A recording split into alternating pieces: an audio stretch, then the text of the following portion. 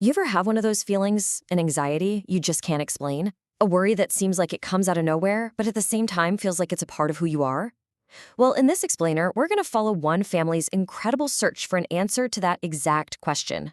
And believe me, it's a journey that goes back centuries, through the rise and fall of princes and right into the heart of one of history's greatest tragedies. So, this is where it all kicks off. This quote is from the author of our source material, Patrick Farrell.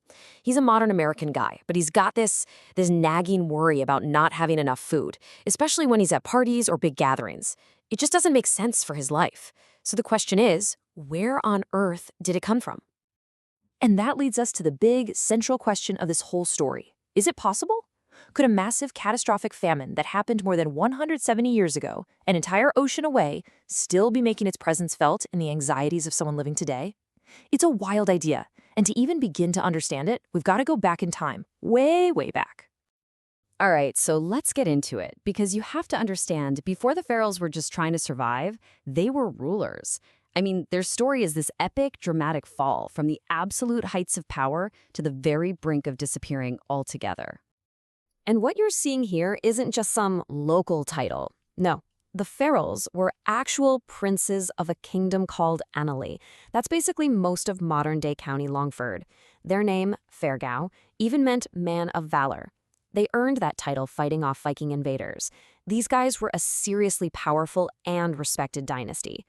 But, power like that in Ireland, it was a fragile thing. In over about 100 years, their entire world was taken apart, piece by piece.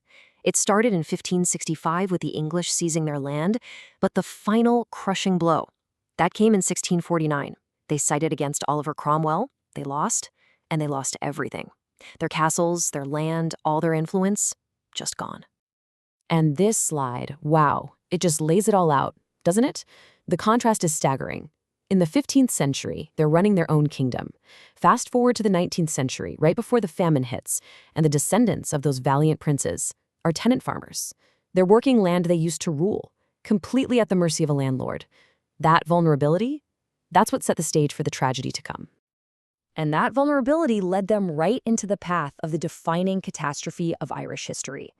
When the potato blight hit in 1845, the Farrells, like millions of others, had absolutely no safety net.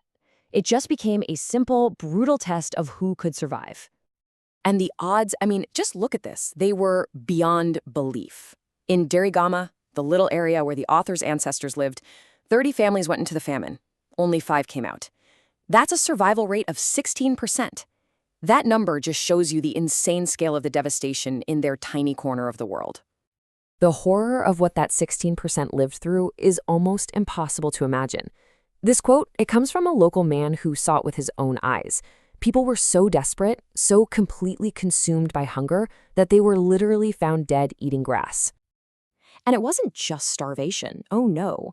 On top of that, you had disease running wild. Things like black fever and cholera just tore through the population. This description, it paints such a grim, awful picture of how fast it all happened. It was a war on 2 fronts, hunger and sickness. So this is the million-dollar question, right? With odds like that, in the middle of all that chaos, how did the author's direct ancestor, a man named Brian Farrell, and his family become part of that tiny 16%? We don't have all the details, but just the fact that they did, it's a testament to some kind of incredible resilience. A resilience that would end up shaping generations to come. But surviving something like that, it leaves a mark. It doesn't just go away. The trauma of the Great Hunger, it wasn't left behind in Ireland. For the next generation of Farrells who made their way to America for a new life, that shadow followed them right across the ocean. Just look at what happened to Brian Farrell's grandsons, the first generation born in America. It's heartbreaking. James and Patrick both ended up dying from alcoholism, and Patrick tragically took his own life. Thomas, who was the author's grandfather, he managed to build a life, but it was a grueling one, working in a factory. You can see the dream of a new world was just haunted by the ghosts of the old one. And that burden, that pain, it didn't stop with them. It got passed down. This quote is so powerful. It's from the author's own father, John, remembering what it was like growing up with Thomas. He said his childhood was defined by violence and sadness and booze. The pain hadn't vanished, it just twisted into a new shape echoing through the family and America. So, how is that even possible, right? How can trauma literally jump from one generation to the next? This brings us all the way back to that first question. There's this growing field of science looking into what's called inherited trauma, or epigenetics.